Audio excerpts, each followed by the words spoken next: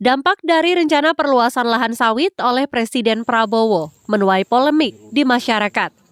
Seperti yang terjadi di Desa Parangbatang, Paringraya, Sembulu 1 dan Sembulu 2 di Kabupaten Seruyan. Berdasarkan hasil survei Yayasan Masyarakat Kehutanan Lestari atau YMKL, menunjukkan bahwa masyarakat yang dulunya mengandalkan hutan dan danau untuk bertani serta berdagang, kini mengalami keterbatasan akses terhadap sumber daya alam. Masuknya investasi perkebunan sawit telah mengubah pola pekerjaan masyarakat dari petani tradisional menjadi buruh harian lepas di perkebunan sawit dengan penghasilan yang terbatas. Tidak hanya itu, tidak adanya transparansi oleh manajemen perusahaan membuat kesejahteraan dan keselamatan kerja masyarakat tidak terjamin. Jadi harapannya memang terutama buat pemerintah daerah, provinsi, dan di nasional ya, untuk meninjau kembali, terutama terkait dengan rencana Presiden Prabowo terutama, yang mengatakan akan memperluas perkebunan sawit dan itu bukan bagian dari deforestasi. Jadi kita tunjukkan, ini bukan soal deforestasinya, tapi ada hal aspek sosial yang ternyata terlupakan ya. Jadi dengan upah yang rendah, dengan keamanan kerja yang rendah, kemudian bekerja tanpa kontrak, itu mereka ambil hanya demi memenuhi kebutuhan hidupnya. Ini yang terjadi ketika sawit terus diperluas.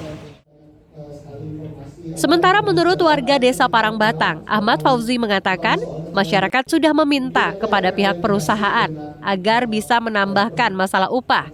Akan tetapi mereka hanya bisa menerima sebagai buruh harian di perusahaan tersebut dengan upah Rp80.000. Itu semua dilakukan karena mereka memegang mandat atau kebijakan dari bupati yang sampai saat ini dijalankan oleh pihak perusahaan dan belum ada perubahan tentang masalah upah. Untuk masyarakat lokal itu Mas, kalau ingin bekerja di perusahaan itu dipersulit kalau mau diterima itu. Banyak sekali alasannya, sekolahnya belum minimal waktu ini kan SMA.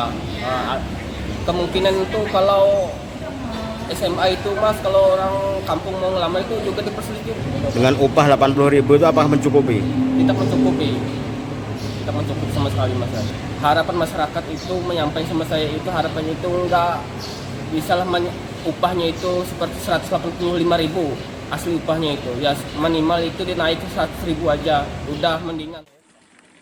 Tidak adanya jaminan keselamatan kerja dan upah yang minim membuat warga mengeluhkan dengan hadirnya perusahaan sawit di tempat mereka.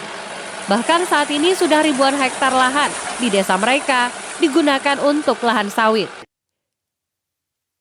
Dari Palangkaraya, Syarul Mubarok dan Abimanyu Wahyu Aprianto melaporkan.